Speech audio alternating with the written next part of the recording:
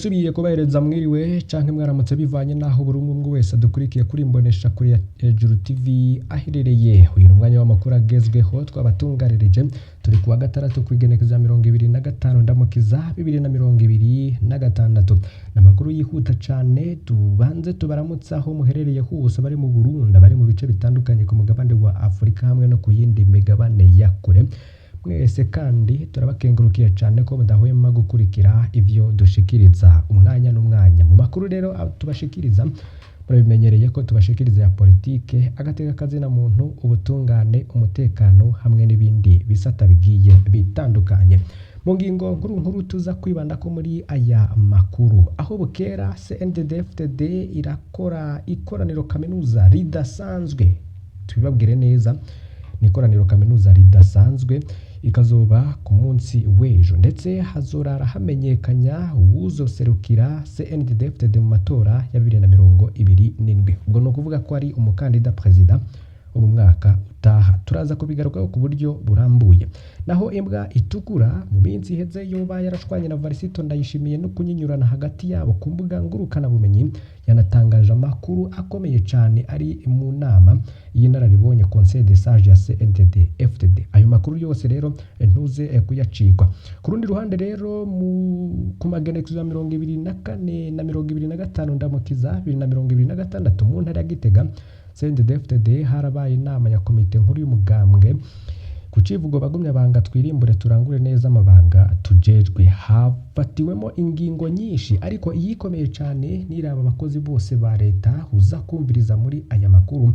President Varisito Ndayishimiye niwe yishikirize, ariko CNDD-FDD umunyabanga mukuru w'umugambwe CNDD-FDD avuga ko Murantunge Reverien undi kuri uyu munyabanga mukuru w'umugambwe CNDD-FDD avuga ko muri iyo nama nkuru y'umugambwe yemeje harimo gukumira umuntu wese azoca kubiri n'iyo ngingo yafatiwe abakozi bose ba leta. Uraza kuyumviriza neza iyo ngingo unze no kuyitanga ko iciyumviro. Ku rundi ruhande rero turaja mu gisirikare c'u Burundi, haravuga umusirikare yafashe akana gato y'imyaka 11 ku nguvu. Ubu rero igisirikare c'u Burundi muri leta majoro bakaba bagize ico bakora.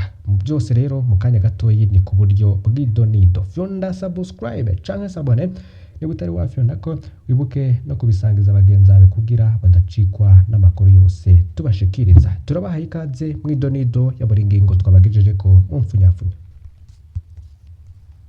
Antoine Kaburahe niwe afise ikinyamakuru citwa Iwacu. Kuva na kera cagiye kirashikiriza amakuru atomoye kandi atohoje neza.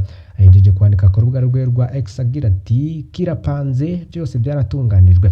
Umugambwe CNDD-FDD uri kurakoresha ikoraniro kaminuza ridasanzwe muri iyi mpera z'indwi Igitega. Uzoserukira umugambwe mu matora yo muri 2027 hazomenyekanya ku munsi w'ejo. Nta gitangaje kirimwo. Ndiko ndagaruka kandi niteguye kuraba ibyo mu matora ya 2005, 2010, 2015 hamwe na 2020 kugira ntahure ingene byagenze ngaha nuko bigiye kugenda muri 2027. Wari Antoine Kaburahe. Imbwa itukura ku rubuga rwe rwa X. Murabizi neza ko minsi iheze yoba yaraterana amajambo n'umukuru w'igihugu Varisito Ndayishimiye, ariko Ndayishimiye we abitangije. Imbwa itukura nawe akaba yanditse agira ati ejo Igitega azoshikirizwa bagumya banga amategeko mashasha. Izo nyandiko zigamije gukinga no kuzibira uburyo bwose bw'ihiganwa mu ntumbero yo gutegurira ikiringo ca kabiri c'umukuru w'igihugu ariho ubu President Varisito Ndayishimiye. Ayo mategeko yateguwe hatabaye inama no kugisha inama kukuri ku basirikare bakuru bahoze barwana muri CNDD-FDD kandi rero bagize inkingi za kahise k'uwo mugambwe. Uko kubasiga nyuma kukaba kwibutsa ingene mukuna. Hano imbwa itukura yavuze mukuna batangaje ko ari Ndayishimiye yakoze igihe yariko arashinga leta inyuma y'amatora ya 2020.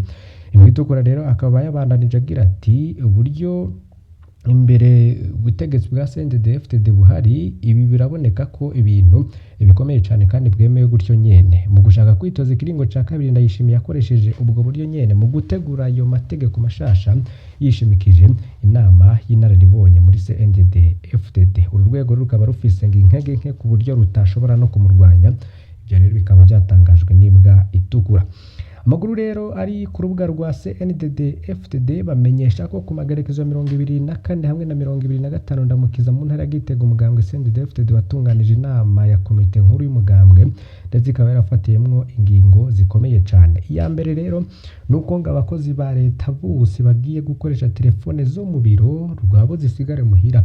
Iyo ni ingingo rero ububinyanyuro yapfunditswe n'inama nkuru y'umugambwe uri ku butegetsi CNDD-FDD kuri w'igihugu Varisito Ndayishimiye akaba n'umukuru w'inama y'inararibonye Conseil des Sages y'uwo mugambwe CNDD-FDD abevuze kuri wa 25 ndamukiza Gitega asozerwa amasengesho yo kwirimbura yatunganijwe n'uwo mugambwe yaramaze iminsi 3 abera ku kibuga Ingoma. Perezida Ndayishimiye akaba yagize ati ariho mbere yisuzuma umugambwe bagize basanga abakozi ba leta cyane abanyamiro atamasaha ashika 8 bakora ku munsi arico gituma twigira inama y'uko ubu telefone ngendanwa ari izo muhira dutashe ku kazi no gukoresha telefone zo mu biro kuko twasanze zibasamaza. Agasaba rero dushaka gukoresha telefone mu biro guca abivamwo. Ku ruhande rw'iwe rero Riveriano Ndikuriye umunyabanga mukuru w'umugambwe CNDD-FDD akaba avuga ko mu byo inama nkuru y'umugambwe yiyemeje harimo gukumira umuntu wese yazoca kubira n'umugambi wo guhindura ukuntu abanyagihugu babayeho. Integuro y'ingingo zose zafashwe n'inama nkuru y'umugambwe CNDD-FDD uri ku butegetsi zikaba zirindiriye kwigwa no kwemezwa mu ikoraniro kaminuza ridasanzwe tegekanijwe kuri uyu w'Imana tariki ya 26 ndamukiza 2026 ku mugwa mukuru wa politike Igitega.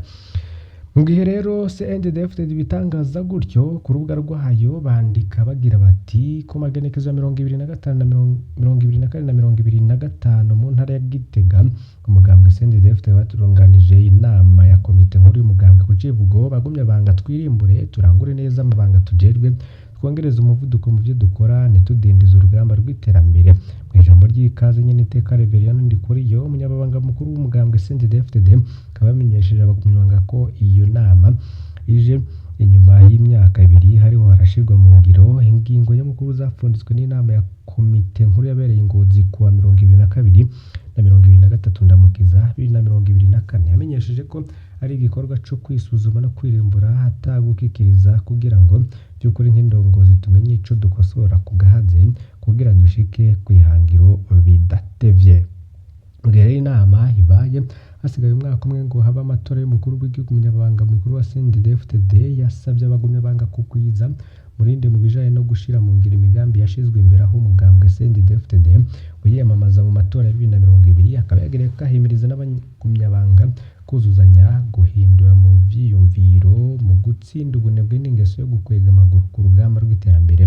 Mu ijambo ryo gutanga intumbero rero nyene Cubero Varisito Ndayishimiye akaba n'umukuru w'inama nkuru y'inararibonye akaba yakije abagumyabanga ko bigaragara ko bari ku murindi mwiza w'iterambere kayibukije abagumyabanga ko bokwama bazirikana ururirimbo ndangabuhizi rw'umugambwe kugira ngo bame basuzuma ibyo biyemeje n'ibyo bamye baharanira. Kuri CNDD-FDD rero naho duhereje.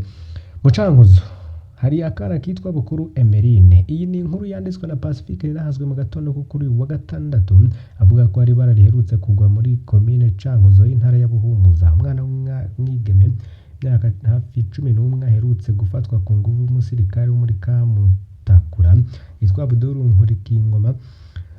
Nkuriyingoma. Igisoda kiriko gikora ibishoboka byose ngo kingira uwakoze ibara. Umuryango w'umwana urarushe.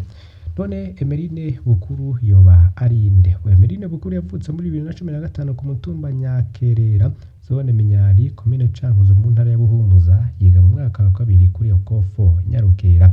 Emeline yagize ibyaga akiri muto cyane mugera afise imyaka 5 umuvyeyi wiwe Renata yaragandaguwe yarafashwe ku nguvu abamukoreye ikibi baca bamuniga bamutamuruzi.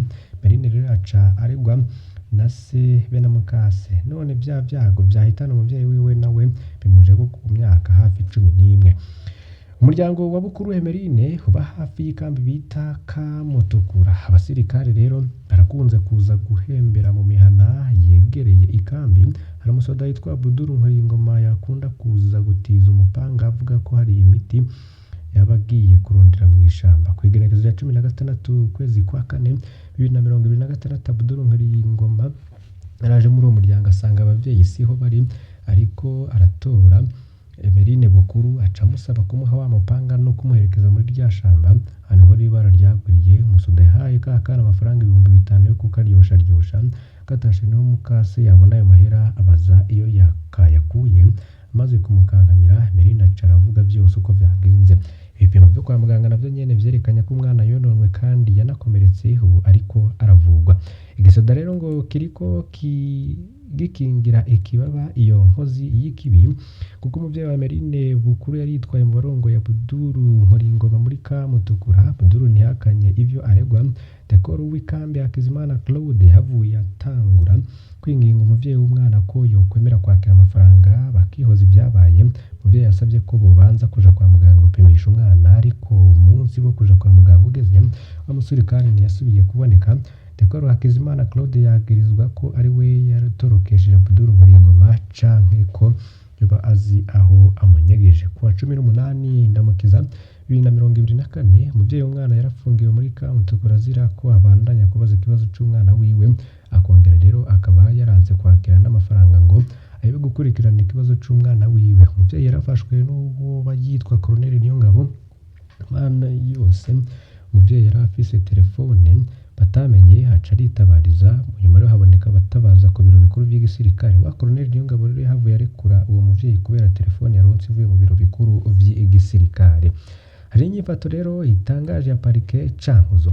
Umuryango wa Emeline Bukuru warituye procureur wa Cankuzo na baratuma ko mukuru wa Kamutukura kwa mbere uheze rero umukuru w'ikambi yari yaremeye ko buca zana Dekoro aba ari we yafungwa kugeza Abdul Nkoringoma abonetse. Ubwo rero ntacakurikiye n'amaryango bagiye kuri parike nta nyisho bagihabwa. Umengo procureur akeneye ko abaryango baruha bakabiheba. Aho bigeze rero General Prime Niyongabo batwara igisoda c'u Burundi be n'umushikiranganje Marie Chantal Nijimbere ajejwe igisoda nibo bashobora gutabara akana Bukuru Emeline n'umuryango wiwe, nibo bonyene bashobora no gutanga itegeko kuri komanda wa Kamutukura maze agatanga Dekoro Hakizimana Claude be na Abdul Nkoringoma. Igisoda ngo nikwiye gushikira inkozi z'ikibi zihohotera abanyagihugu. Procureur wa Cankuzo ngo nahagarika kwica amatwi, ubundi iyi dosiye yategerezwa kuba mu rubanza rw'ikibira kuko n'uwakoze ibara ntiyigeze abihakana. Mu nyuma rero niho Pacifique Ninahazwe yatangaje amakuru ava mu Cankuzo avuga ko Dekoro wa Kamutukura ahejeje kwinjira agasho. Nyuma y'akamo bateye General Prime Niyongabo n'umushikiranganje Marie Chantal Nijimbere. Pacifique Ninahazwe akavuga ko mu gatondo yari yatanze amakuru avuga akana k'imyaka hafi 11 gaherutse gufatwa ku nguvu n'umusirikare wa Kamutukura yitwa Abdul Nkoringoma. Ako kana kitwa Bukuru Emeline. Ngo twababwiye ingene uwo musirikare rero yatorokejwe na Dekoro w'ikambi Hakizimana Claude. Akaba havuga n'ingene umuvyeyi w'umwana yagumye yategekwa kwakira amafaranga ngo ahebe gukurikirana ikibazo c'umwana wiwe. Akaba rero yavuze ingene uwo muvyeyi habayemo n'ivyo kumufunga hama gatabarwa. Twababwiye kandi ingene procureur wa Cankuzo afatakanije na komanda wa Kamutukura bariko baritoza utunyoni kuri dosiye yategerezwa kuba mu rubanza rw'ikibiriraho. Twari twarangije dutera akamo ko mukuru w'igisirikare General Prime Niyongabo we n'umushikiranganje ajejwe abasoda Marie Chantal Nijimbere ko bokora ibishoboka uyu musoda agahanwa.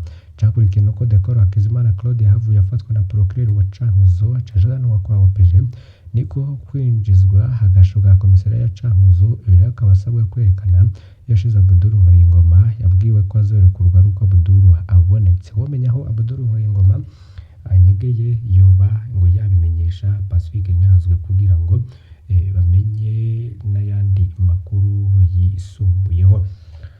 Mu bindi rero tugiye guhereza ko amakuru yandi hatangazwa n'ibimenyesha makuru bitandukanye. Ikinyamakuru SOS Media Burundi candika ku nkuru z'agateka kazina muntu, ubutekano hamwe n'agateka kazina muntu. Avuga ko hari ibyo guhunguka ku bwinshi mu Ruyigi n'amajana y'impunzi rero z'abanyekongo bavuye Busuma bari ku murongo w'imodokari utavugwa.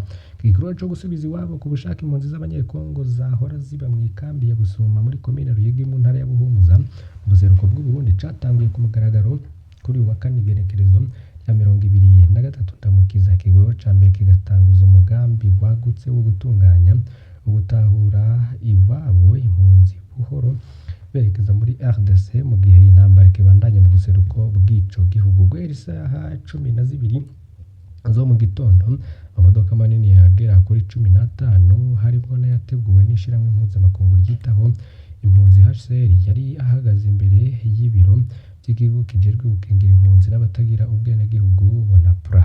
Urutonde rw'abantu 500 rero batowe ku rugendo rwa mbere rwari rwashizwe ahabona ruri kumwe n'ibitegiri y'abamodoka bategekanirijwe. Muri abo bantu 500 rero bari bitezwe 470 baritavye akamo maze baratahanwa. Aha rero duhereje aya makuru twari twabatunganirije, mbasabe kugira ntimucikwe n'ibindi tuza gushikiriza kuri imbonesha kure ya Hejuru TV.